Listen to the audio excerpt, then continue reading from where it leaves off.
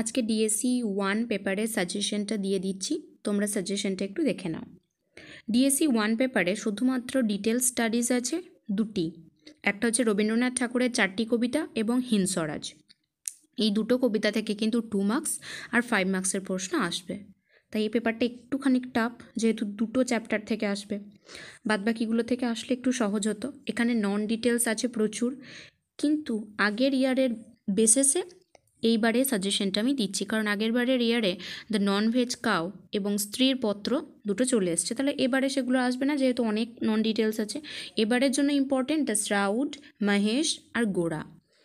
তো গোড়াটাও যদি কারো না করা থাকে তাহলে তোমরা কিন্তু ভালো করে দ্য শ্রাউড আর মহেশটা কিন্তু তোমরা করে রাখবে। দ্য শ্রাউডে মেন প্রশ্নটা হচ্ছে সোসাইটি, তখনকার যে সমাজ সেটা, টাইটেলটা। মহেশেরও তাই, title, the character of Gafur, society, সেটা একটা প্রশ্ন। নন ডিটেলস থেকে বেসিক্যালি একটা দুটো প্রশ্ন করলেই কিন্তু কমন পাওয়া যায়। 10 মার্কস নিয়ে তোমরা যদি রবীন্দ্রনাথের 4টি কবিতা লিখতে না পারো কোনো একটা থেকে, বা হিমস্বরাজ লিখতে না পারো, সবসময় চেষ্টা করবে 10 মার্কসে মানে অন্তত নন ডিটেলস একটা অ্যাটেন্ড করার, কারণ ওই জন্যই তো নন ডিটেল টেক্সটগুলো দেয়, যাতে তোমরা সেগুলো অ্যাটেন্ড করো, তাই চেষ্টা করবে সেগুলো অ্যাটেন্ড করার। আর দ্য শ্রাউড থেকে বলে দিলাম, মহেশ থেকে বলে দিলাম, গোড়া থেকে হচ্ছে ন্যাশনালিজম বা ক্যারেক্টার অফ আনন্দময়ী, এই একটা প্রশ্ন। আর গীতাঞ্জলি যে 4টি কবিতা তার মধ্যে থেকে কিন্তু যে অবস্টিনেট এইটা আর দ্য আর্ট দাও, এই কবিতাগুলো থেকে কিন্তু বড় প্রশ্ন 10 মার্কসের জন্য কখনো আসেনি। ইম্পর্ট্যান্ট হচ্ছে হোয়ার দ্য মাইন্ড ইজ, আর একটা হচ্ছে লিভ দাই চ্যান্টিং। তার মধ্যে থেকে এবারের জন্য বেশি ইম্পর্টেন্ট হচ্ছে লিভ দাই চ্যান্টিংটা, তাই আমি এখানে একটাই প্রশ্ন দিলাম।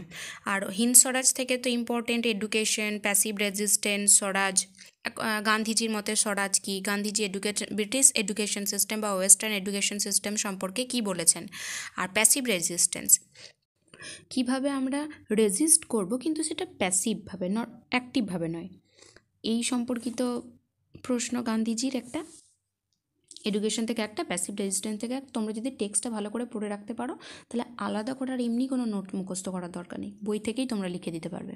আর যাই প্রশ্ন আসুক না কেন এগুলো থেকে, এখান থেকে যাই বা করে রাখবে তোমরা প্রশ্ন, আমার বাদেও আরও অনেক প্রশ্ন তোমরা নিশ্চয়ই করে রেখেছো, তো সেইগুলোই লিখে দেবে যা আসবে তাতেই, কারণ সবই হচ্ছে একটার সাথে আর একটা কিন্তু ইন্টারকানেক্টেড, কোনো একটা স্পেসিফিক্যালি আলাদা করে কিন্তু অ্যান্সার নয়।